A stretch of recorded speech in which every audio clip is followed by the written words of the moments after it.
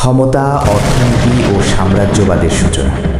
এক গভীর বিশ্লেষণমূলক গল্প, পলাশীর প্রান্তরে মীর জাফরের বিশ্বাসঘাতকতা। ব্যাখ্যা করি। বিশ্বাসঘাতকতা।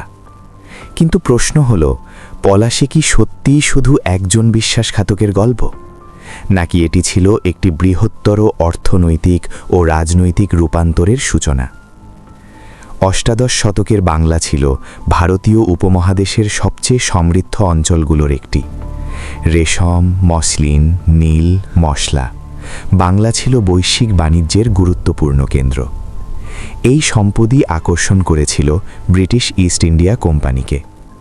কোম্পানি প্রথমে বাণিজ্যিক অনুমতি নেয়, কিন্তু ধীরে ধীরে সামরিক শক্তি বৃদ্ধি করে, দুর্গ নির্মাণ করে, অস্ত্র মজুত করে। বাংলার নবাব সিরাজউদ্দৌলা এই সামরিক প্রস্তুতিকে সরাসরি সার্বভৌমত্বের জন্য হুমকি হিসেবে দেখেছিলেন। 1756 সালে সিরাজ কলকাতার ফোর্ট উইলিয়াম দখল করেন। ব্রিটিশরা এটিকে অপমান ও ক্ষতি হিসেবে দেখায়। এই সময়ে ব্রিটিশ অফিসার রবার্ট ক্লাইভ বাংলায় ফিরে আসেন। কিন্তু ক্লাইভ জানতেন সরাসরি যুদ্ধে জয় পাওয়া কঠিন, তাই শুরু হলো রাজনৈতিক কৌশল। বাংলার দরবারে তখন ক্ষমতার দ্বন্দ্ব প্রবল। অভিজাত শ্রেণীর একটি অংশ সিরাজের নীতিতে অসন্তুষ্ট। এই সুযোগকে কাজে লাগায় কোম্পানি। মীর জাফর ছিলেন সেনাপতি, কিন্তু নবাব হওয়ার আকাঙ্ক্ষা ছিল।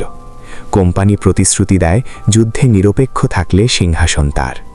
এখানেই পলাশীর যুদ্ধ সামরিক সংঘর্ষের চেয়ে বেশি হয়ে ওঠে রাজনৈতিক ষড়যন্ত্র। 23 জুন সকালে যুদ্ধ শুরু হয়। সংখ্যাগতভাবে বাংলার সেনা ছিল অনেক বেশি, কিন্তু নেতৃত্বে বিভক্তি ছিল। হালকা বৃষ্টিতে বারুদের কার্যকারিতা কমে যায়। কৌশলগত ভুল সিদ্ধান্তও নেওয়া হয়। সবচেয়ে গুরুত্বপূর্ণ, মীর জাফরের বাহিনী সক্রিয় অংশগ্রহণ করেনি, ফলে যুদ্ধ দ্রুত ব্রিটিশদের অনুকূলে যায়।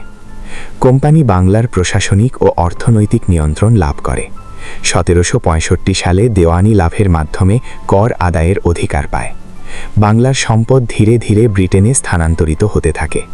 এটি কেবল একটি রাজ্যের পতন ছিল না, এটি ছিল উপনিবেশিক অর্থনৈতিক শোষণের সূচনা। ঐতিহাসিক গবেষণায় কিছু প্রশ্ন উত্থাপিত হয়েছে।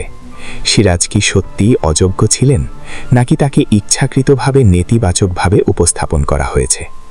ব্ল্যাক হোল ঘটনার বিবরণ কি অতিরঞ্জিত ছিল?